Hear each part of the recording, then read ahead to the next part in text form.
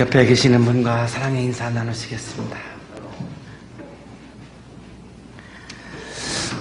우리 성가대에게 우리 감사의 박수, 격려의 박수 하겠습니다. 고맙습니다. 비테 하이네는 독일의 여류 화가인데요. 거처 찾기, 헤어베르케 게슈헤, 자리 찾기 뭐 이렇게 해도 괜찮을 것 같은데요.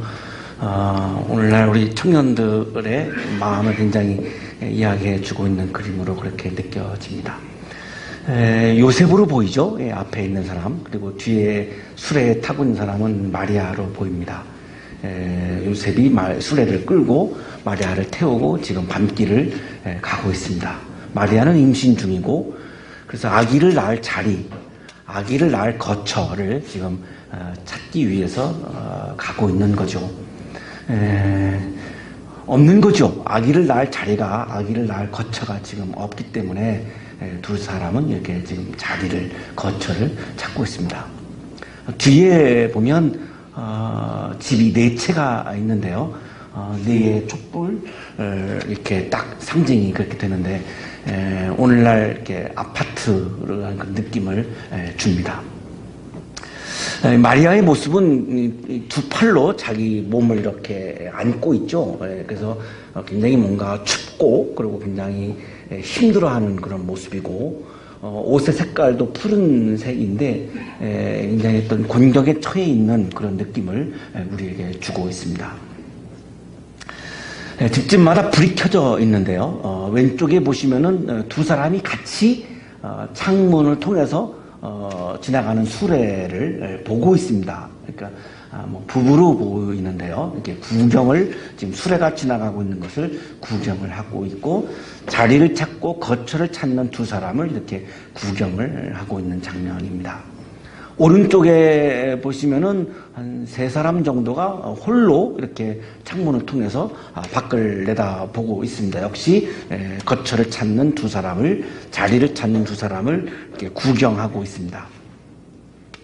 특징은 이 집에는 창문은 있는데 문이 없습니다. 창문으로 구경을 할 수는 있지만 들어올 수도 없고 나갈 수도 없고, 요셉과 마리아는 이 집 안으로 들어갈 수가 없고요. 집 안에서 구경하고 있는 이 사람들은 요셉과 마리아를 이렇게 환영하면서 만나고 이럴 수가 없습니다. 문이 없기 때문이죠. 창문만 있는 거죠.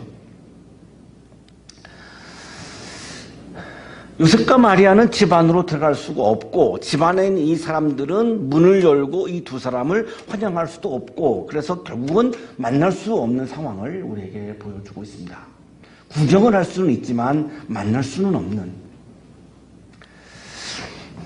집 안에서 안방을 지키는 사람들과 그리고 거리에서 자리를 찾는 사람들의 이 갭이 얼마나 큰가를 우리에게 보여주고 있습니다. 문이 있으면 이 두 그룹 사이에 만남이 이루어질 수 있는데, 문이 없기 때문에 구경을 할 수는 있지만 만날 수 없는 이 거리감, 이 갭이 굉장히 크다라고 하는 것을 우리에게 보여주고 있는데, 오늘 우리들의 현실과도 굉장히 흡사해서 이 그림이 굉장히 많은 이 감동을, 여운을 우리에게 주고 있는 그런 그림입니다. 오늘 성서 본문은 안방을 지키려고 하는 사람들과 그리고 자리를 찾고 있는 사람들 사이에 그런 갈등, 그런 거리감, 그런 갭, 이런 상황에서 예수님이 오시는 장면을 우리에게 보여주고 있습니다.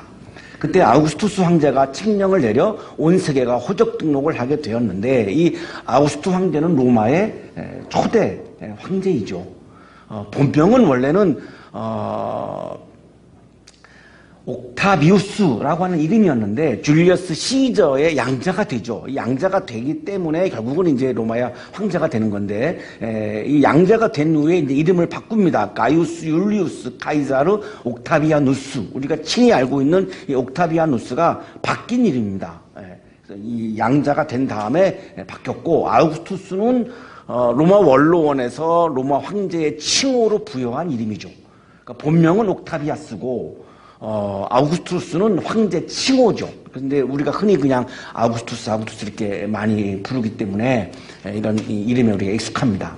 이 초대 로마의 황제인 아우구스투스 옥타비아누스가 전 세계인들에게 호적을 등록하라고 명령을 합니다. 이 호적을 등록하라고 하는 이유는 세금을 걷어들이기 위한 거죠.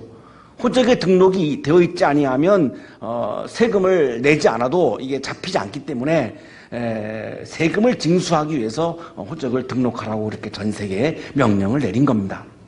이 첫 번째 호적 등록은 이게 최초로 로마 시대 때 했던 호적 등록이라고 하는 거죠. 구레뇨가 시리아의 총독으로 있을 때에 시행한 것이다. 각 지역마다 총독을 두어서 로마가 전 세계를 그렇게 지배했는데 시리아라고 하는 곳에 구레뇨라고 하는 사람이 총독이었었다. 이런 말씀인데 헬라어 성서에는 퀴라니온이라고 표기하고 있고 역사책에는 퀴리니우스 이렇게 부릅니다. 이 퀴리니우스라고 하는 총독이 실제로 존재했습니다. 이 시리아 역사에. 그래서 이 퀴리니우스라고 하는 총독이 시리아의 총독을 할 때였다라고 하는 그 시대적인 배경을 우리에게 말씀해 주고 있습니다. 모든 사람이 호적 등록을 하러 저마다 자기 고향으로 갑니다. 호적 등록을 하려면 자기가 태어난 곳으로 가야지 할 수가 있는 거죠. 저는 고향이 제주도인데요. 전에는 호적 등본을 띄려면은 목포에 가서 하룻밤 자고 배를 타고 가서 6시간, 8시간 막 배 타고 가서 호적 등본 하나 띄고 그리고 배 타고 다시 와서 이 시간이 안 맞으니까 목포에서 또 하룻밤 자고 그리고 기차 타고 올라오고 그랬거든요. 지금은 뭐 인터넷으로 다 띄지만 옛날에는 직접 가야만 띄었습니다. 호적 등본을. 그래서 너무 힘들어서 이 호적을 충청남도로 옮겼습니다. 그래서 이제 충청도에 가서 이제 뛰는 건데, 그러나 뭐 고향은 역시 뭐 아직도 제주도임에 틀림이 없는데, 이 고향에 가서 호적 등록을 모두가 해야 하니까, 이 요셉이라고 하는 사람은 고향이 베들레헴인 거예요. 지금 살고 있는 데는 나사렛이고, 이 호적을 해야 되는 데는 이제 베들레헴인 거죠. 고향이 베들레헴이니까. 그래서 베들레헴으로 가야 하는데, 마리아가 약혼자였고, 약혼한 마리아는 임신 중이었습니다. 그래서 이 두 사람이 마리아가 임신한 상태에서 나사렛에서 베들레헴까지 지금 호적을 등록을 하러 가는 겁니다. 이 나사렛에서 베들레헴까지 거리가 직선 거리로 120km고 요단강을 지도에서 보면은 요단강을 따라서 쭉 가게 돼 있죠. 요단강을 따라서 쭉 걸으면 한 150km 정도 됩니다. 이 거리를 지금 임신한 상황에서 마리아는 지금 걸어가고 있는 거죠. 굉장히 지금 힘든 길을 걸어가고 있습니다. 이 베들레헴이라고 하는 단어는 벳이라고 하는 단어는 집이라고 하는 거죠. 그래서 여러분 잘 알고 계시는 벳엘 그러면은 엘이 하나님이니까 하나님의 집 이런 뜻이죠. 벳엘. 예. 내가 이스라엘에 갔더니 란투라라고 하는 차가 막 다녀요. 현대차인데. 그래서 우리나라에는 란투라라고 하는 차가 없는데 어떻게 여기에는 란투라가 있나 봤더니 이 엘란트라에서 엘을 띈 거예요. 이 엘은 신을 의미하기 때문에 이스라엘에서 엘자를 넣었다가는 판매가 되지 않으니까 이게 불경하다 그래서 이 엘자를 띄니까 란트라가 된 거더라고. 보니까 확인해 보니까요. 예, 그래서 이 엘이라고 하는 게 신을 의미하고 벳은 이제 집을 의미하는데요. 레헴은 빵이라는 의미입니다. 여러분 굉장히 좋아하시는. 조금 이따가 오늘은 빵이 없죠. 예, 이 빵집 그러니까 레헴을 합쳐가지고 빵집이다. 그러니까 빵집이 굉장히 많았던 마을로 그렇게 보여지는데요. 이 베들레헴은 이스라엘 사람들에게는 굉장히 슬픔의 도시의 상징입니다. 왜냐하면 구약시대 때에 레위인 한 사람이 첩과 여행을 하다가 기브아라고 하는 곳에서 머물렀는데 동네 사람들이 와가지고 이 레위인을 내놓으라 그래요. 이 집주인한테. 내놓으라고 하는 이유는 성적인 관계를 맺겠다라는 겁니다. 그러니까 당시에 동성애가 있었다라고 하는 증거를 우리에게 보여주고 있는 그런 장면인데, 그러니까 집주인이 이 남자 레위인을 보내지 않고 이 첩과 자기의 딸을 내보냅니다. 그러니까 동네 사람들이 이 레위인의 첩을 윤간을 합니다. 그리고 새벽에 놔줬는데 이제 아침에 새벽에 이제 길을 떠나려고 레위인이 나왔더니 집 앞에 이제 자기 첩이 윤간을 당한 채로 죽어 있는 겁니다. 너무 이제 충격이었죠. 그래서 이제 집에 가가지고 좀 끔찍한데요. 이거를 12토막을 냅니다. 이 시신을. 그 이유는요, 이스라엘이 12 부족 공동체죠. 우리가 12지파라고 부르는데요. 12 부족으로 돼 있지 않습니까? 그래서 한 지파에다가 시신 한 조각씩 다 보냅니다. 그러니까 기브아 사람들이 내 첩을 이렇게 처참하게 죽였다라고 하는 것을 알리기 위해서 그렇게 했던 거죠. 그래서 분노한 이스라엘 사람들이 이 베냐민 지파와 전쟁을 벌이죠. 그래서 이 부족, 아주 평화로웠던 부족 공동체에 굉장한 분열과 갈등이 일어나는 그런 상징적인 사건이었고요.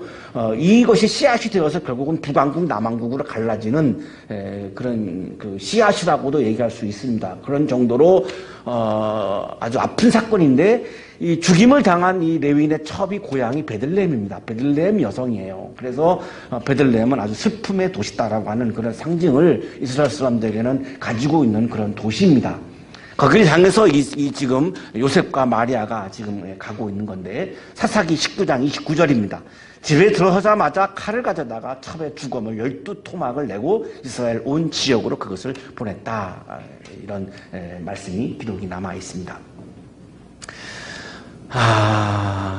자기 약혼자인 마리아와 함께 등록하러 올라갔다. 그때의 마리아는 임신 중이었다. 그러니까 임신한 상태에서 150km를 걸으니까요. 얼마나 이게 힘든 여행이겠습니까? 우리 인생은 힘든 여행길을 걸어가는 거가 우리 인생이죠. 그러니까 힘들지 않은 인생을 원하는 마음도 우리 안에 있지 않습니까? 힘들지 않다라고 하는 거는 뭐냐면 내가 힘을 들이지 않겠다라고 하는 말이거든요. 힘들다라고 하는 건 내가 힘을 들인다라고 하는 말이고, 힘들지 않다라고 하는 건 내가 힘을 들이지 않는다는 의미인데, 편안하게 살고 싶다 이런 건데, 힘들지 않고 편안하려면 아무것도 안 하면 힘이 안 듭니다.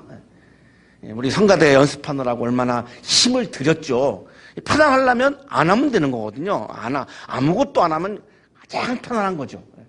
직장 생활 하는 게 힘들다고 이렇게 상담을 하는 분들이 이제 목사이니까, 그런 분들, 저는 그렇게 대답을 하거든요. 그러면 그냥 직장 그만두면 되지 않냐고.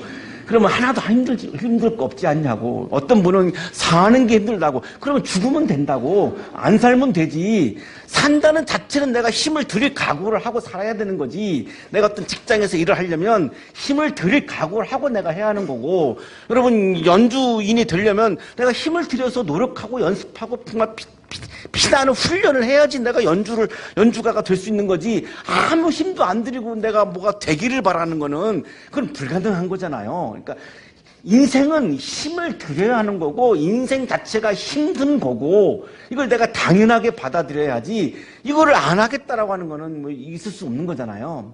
여러분 교수님들 보시면은 힘이 안 들 것 같죠?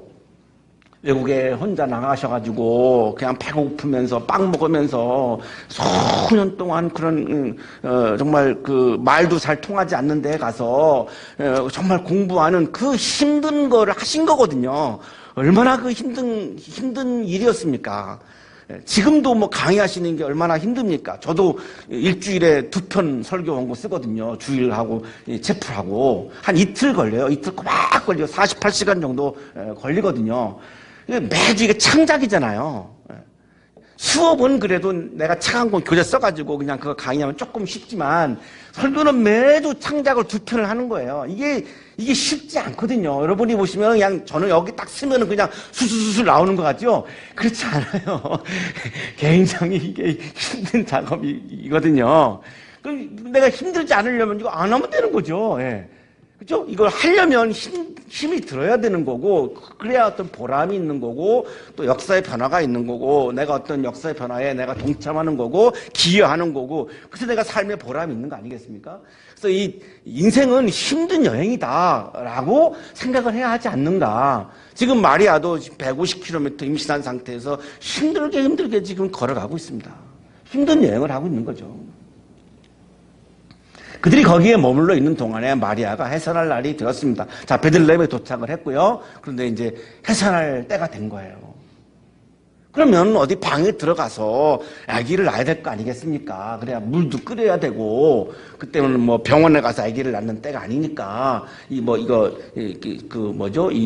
같은 거 이렇게 묶어서 천장에 달아서 이게 붙잡고 하는 거 이런 것도 만들어야 되고, 그죠? 이게 또 씻어야 되니까 물도 준비해야 되고, 그러려면 하여튼 집에 들어가야 되는 건데, 우리가 아까 그림을 봤지만, 문이 없어서 들어갈 수가 없는 거예요. 이 요셉과 마리아의 아픔은 지금 아기를 낳아야 되는데 지금 집에 들어갈 수가 없는 거예요. 방에 들어갈 수가 없는 거예요. 아기를 낳을 자리가 없는 거예요. 마리아가 첫 아들을 낳아서 포대기에 싸서 구유에 눕혀 두었다. 이번에는 그들이 들어갈 방이 없었기 때문이다. 결국은 방을 찾지 못했습니다. 자리를 찾지 못했습니다. 그래서 마국간에 있는 구유에서 마국간에 있는 구유, 말 먹이통이죠. 여러분 지금 그림을 보고 계시는데요. 이 말이 이렇게 밥 먹는 여물통, 이 밥통, 말밥통이 이게 구유인데 지금 화가가 그린 그림을 우리가 지금 확대해서 지금 보고 있는 건데요. 이 말밥통에 지금 이렇게 나신 거예요. 이 장소는 말이 사는 말구유입니다. 사람이 사는 방이 아니라 이게 지금 자리가 없다 보니까 지금 말이 사는 집에서, 말이 사는 방에서 말이 먹는 밥통에 지금 이렇게 오신 거죠. 이 자리가 없는, 거처가 없는 지금 아픔을 우리에게 지금 보여주고 있는데요. 왜 그러면 예수님은 자기가 태어날 방도 없는 상황에서 태어날 수밖에 없었을까? 시대적으로 보면은, 그 당시에 두 부류가 있었는데요. 하나는 자신의 자리를 지키려고 하는 사람들이 있었고, 또 한 부류는 폭력을 통해서 그 자리를 빼앗으려고 하는 사람들, 이 두 부류의 사람으로 나누어질 수 있습니다. 자기의 자리를, 자기 안방을 지키려고 했던 사람들은 세 종류의 사람들인데, 하나는 유대인들입니다. 종교 지도자들인데요. 이들은 율법의 세계를 지켜야 되고 성전을 지켜야 했는데, 율법을 상대화하고 성전을 상대화하는 게 바로 예수 그리스도거든요. 예수님을 받아들일 수가 없어요. 예수님을 받아들이는 순간 율법과 성전을 놔야 돼요. 그러면 자기들의 밥줄이 다 없어집니다. 성전과 율법을 중심으로 살고 있는 게 바리새인 사두개파 사람들이기 때문에. 그래서 자신의 세계, 자기의 방을 지키기 위해서 예수님을 받아들이지 않았습니다. 예수님을 거부했습니다. 결국은 이 유대인들이 예수님을 죽인 거고요. 지금 이 시간에도 유대인들은 예수님을 인정하지 않습니다. 지금도 아직도 메시아가 오지 않았다는 거고요.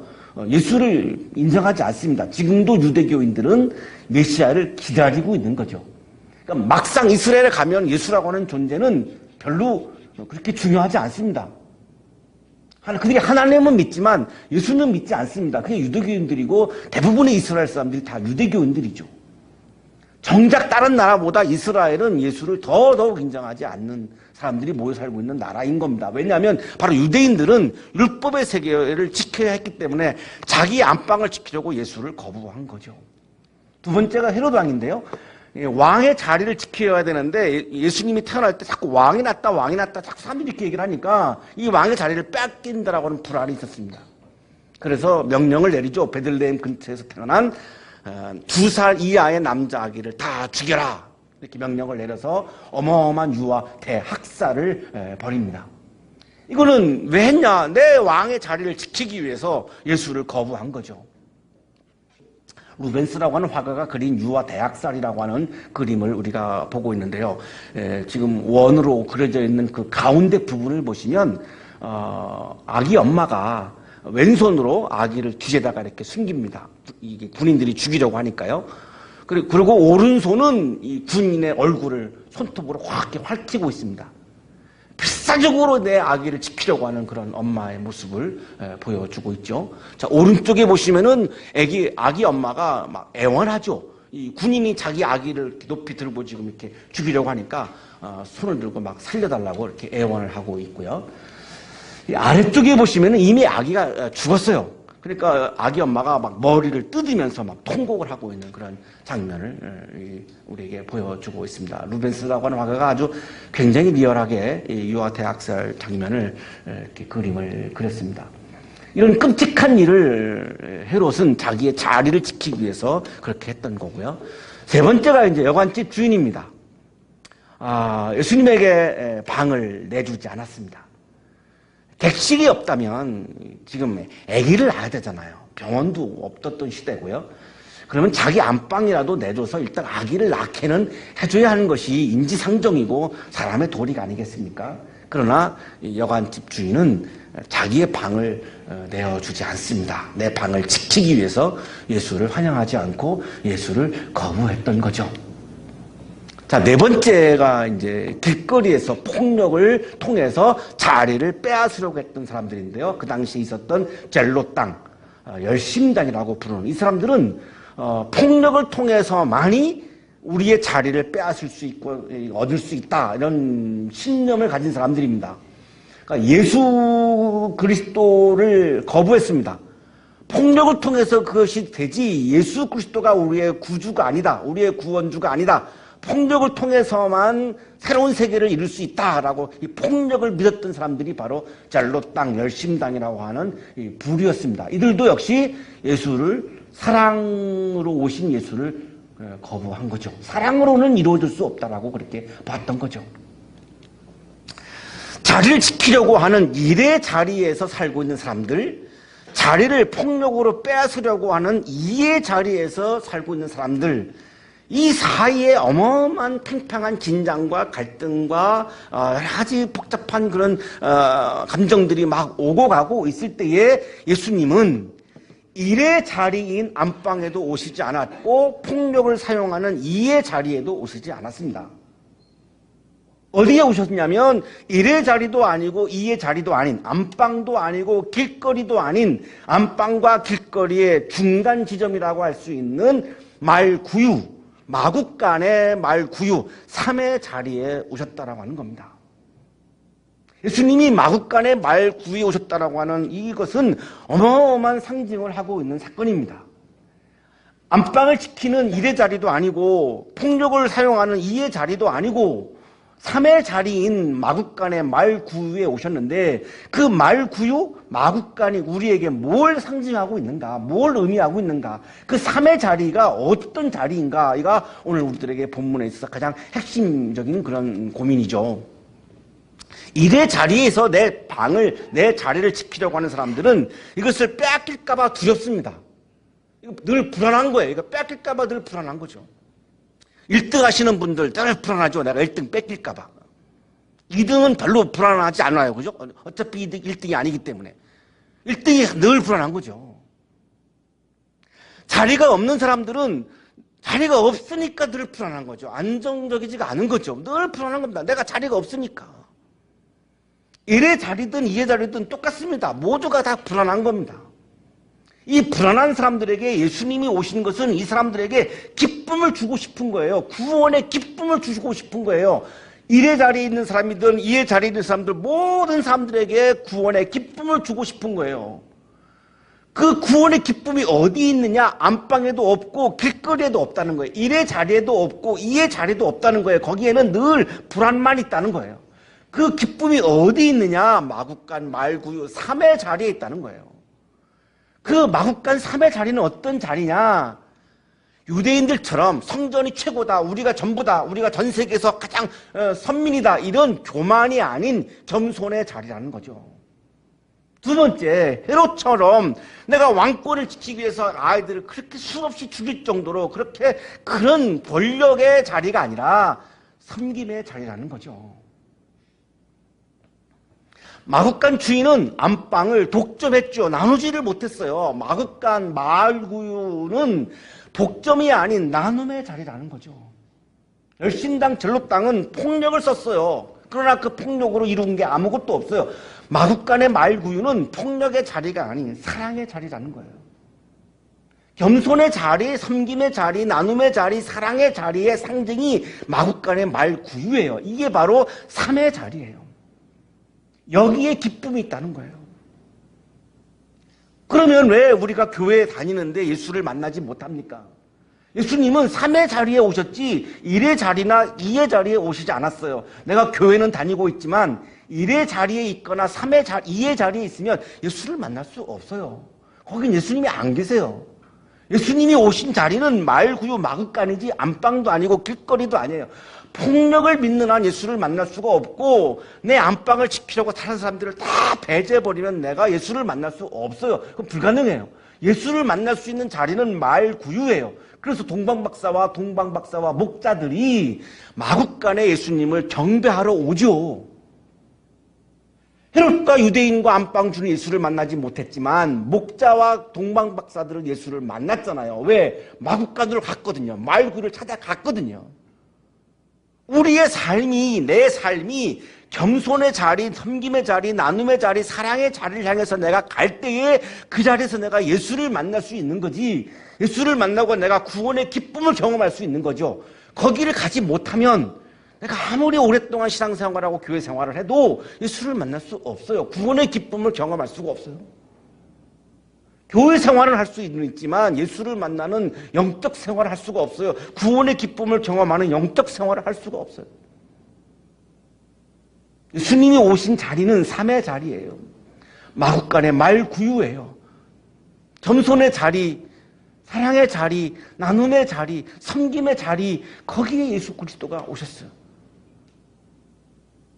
대림절이 시작됐는데요. 4주 동안 열심히 우리가 어느 자리를 향해서 가야 하는가, 이 계절에, 이 절기에 섬김의 자리, 나눔의 자리, 겸손의 자리, 사랑의 자리를 향해서 자꾸만 우리가 찾아가고 그 자리를 내 마음이 향하고 있을 때에 내가 예수를 만나는 기쁨을 성탄절 아침에 경험할 수 있습니다. 3의 자리에서 예수 그리스도를 만나는 여러분의 신앙생활이 되시기를 축복합니다. 주님, 나도 모르게 우리의 마음은 권력의 자리, 독점의 자리, 폭력의 자리, 교만의 자리를 향할 때가 많습니다. 주님의 마음을 우리의 마음에 부어주셔서 섬김의 자리, 나눔의 자리, 사랑의 자리, 겸손의 자리를 향해서 향할 수 있는 우리의 삶이 되게 하여 주옵소서. 그 길이 힘든 여행일지라도 내 영적인 힘을 들여서 그 자리를 힘차게 행진하는 그리스도인이 되게 해 주옵소서. 우리 모두에게 구원의 기쁨이 넘치는 성탄절기가 되게 해 주옵소서. 예수 그리스도의 이름으로 기도하옵나이다.